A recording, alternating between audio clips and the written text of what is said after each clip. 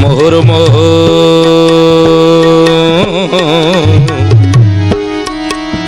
प्रणमामि मुहुर्मुहु। बोलिए महापुरुष अच्युतानंद जी की जय। शुद्धि जानी ज्ञानी गुणी मंडली आज अध्याय आलोचना को आपण मानक स्वागत जनाऊँ। आज मालिका वचन आलोचना रे आमे आलोचना करिया को जाउछे ये ओडिशा राज्य रे प्रवाहित हेउथिबा मालिका वर्णित एक नदीर महात्म्य महिमा उपरे जार नाम होची पवित्र गोबरी नदी। अच्युतानंद महापुरुष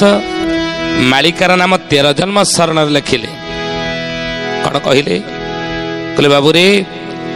गोबरी नदीर अंत पारुषरे रही 15 असुर को बद्ध करुथिबे श्री बलदेव गोसाई। कली शेष बेले गोबरी नदीर अंत पारुषरे रही 15 असुर को बद्ध करुथिबे से बलदेव गोसाई। से बलदेव गोसाई है सुजने से बलदेव गोसाई। से बलदेव गोसाई है सुजने से बलदेव गोसाई। कली शेष बेले गोबरी नदीर अंत पारुषरे रही अंत पारुष कहले अंत कले शेष शेष आपण देखो मालिका केते सत 600 वर्ष तले अच्युतानंद महापुरुष मालिका शास्त्र लिखिते जहा देखो नहीं कहले कली शेष बेले गोबरी नदीर अंत पारुषरे रही 15 असुर को बद्ध करुथिबे श्री बलदेव गोसाई। बलदेव गोसाई केन्द्रापड़ा आपण जानिथिबे जाकि सिद्ध बलदेव गोसाई सेटारे पूजा पाउछन्ति। सिद्ध बलदेव गोसाई पुरी रे बलदेव महाप्रभु पूजा पाउछन्ति। जगन्नाथ बलभद्र सुभद्रा सुदर्शन चतुर्था विग्रह रत्न सिंहासन श्रीक्षेत्र नीलाचल क्षेत्र रे मर्त्य वैकुंठ रे पूजा पाउछन्ति। ए ज्ञानी गुणी मंडली किंतु जदि हमें पुराण शास्त्र को जीवा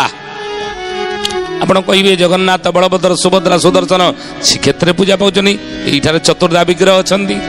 किंतु जानिछन्ति अनेक जनश्रुति प्रमाण मिले लोकमुखरे प्रचारित जेते बेले दुई भाई पुराण रे वर्णित होईछि। दुई भाई मां महालक्ष्मी शांतानी अभिशाप पाई 12 वर्ष भिक्षा मांगे। 12 वर्ष बोली बोली भिक्षा मांगे भौणीटा कौन सांगे धरी बोलता भौणी की कौन कले माँ जगत जननी माँ प्रलंबा अनिर्वचनिया सुभद्रा को लिंगराज महाप्रभु पाखे छाड़िकी गले बोले हे भोलानाथ आपण पाखे आम भौणी रहा आमे चलिलु तेणु सुभद्रा रहिले लिंगराज महाप्रभु निकट जिते दुई भाई आसिक पहुँचले कहले भाई ना ये भौणी कहीं 12 वर्ष जो भिक्षा जो लक्ष्मी अभिशाप ये होगला खंडन कले आम भौणी कहीं नाम भोलानाथ तुम भौणी कुआड़े गला कौन कला मुझे जानी बलराम होने महायोगी से जोग बल जानिले जे कंदरासुर नामक एक राक्षस सी सुभद्रा को हरण कर रखी ए ज्ञानी गुणी मंडल शुद्धि जानी जोग बल बलराम जानीपारे एवं बलराम कौन कले ना से कंदरासुर को गले माँ जगत जननी निज भौणी सुभद्रा को उद्धार करने जाकि पहुँचले कंदरासुर सहित युद्ध है एवं युद्ध है कंदरासुर को मारिले बोली तार ना केन्द्रापड़ा कंदरासुर असुर नाम ता नाम है केन्द्रापड़ा। बलराम ताको विनाश कले जिते कंदरासुर वर मागिला प्रभु मोर अंग प्रत्यंग गुड़िक जो जो स्थान सब पड़ो ताक पुण्य क्षेत्र रूप में परिणत हो बलराम तथास्तु कही ये ज्ञानी गुणी मंडल ये कथा जनश्रुति अनेक पुराण पोथी प्रमाण मिले बुझे तेणु से केन्द्रापड़ा कंदरासुर को मारी बोली ता नाम केन्द्रापड़ा है सुभद्रा को उद्धार कले से बलदेव रहीगले बोली ये कथा प्रमाण रही से बड़ भाई रहिले कौटी केन्द्रापड़ारे बलदेव रहिले केन्द्रापड़ारे आउ सेही केन्द्रापड़ारे हे ज्ञानी गुणी मंडली बलदेव जो मंदिर आप रही देखिए सेठी जो विग्रह अच्छा चतुर्था विग्रह से दारू विग्रह नुहंती से होने मणि विग्रह अच्युतानंद महापुरुष 13 जन्म शरण रे सही कथा लिखिले से मणि विग्रह जे पूजा पाउथिबे तुलसी क्षेत्र रे रही बुझिले से तुलसी क्षेत्र कहीं ये क्षेत्र को तुलसी क्षेत्र कह जाए केन्द्रापड़ा को तुलसी तार अन्य एक नाम हूँ तुलसी क्षेत्र कौन पाई तुलसी क्षेत्र कह जाए ना कंदरासुर झील हूँ तुलसी कंदरासुर को मारिला बेले कंदरासुर कहला हे बलदेव गोसाई हे प्रभु आपण मते मारुचंती मते बद्ध करुचंती किंतु मोर ये झीटी निष्पाप ये कौन सी पाप रे भागीदारी हैनी मो कन्या को आपण ग्रहण करंतु बलदेव सेठी तुलसी की ग्रहण कले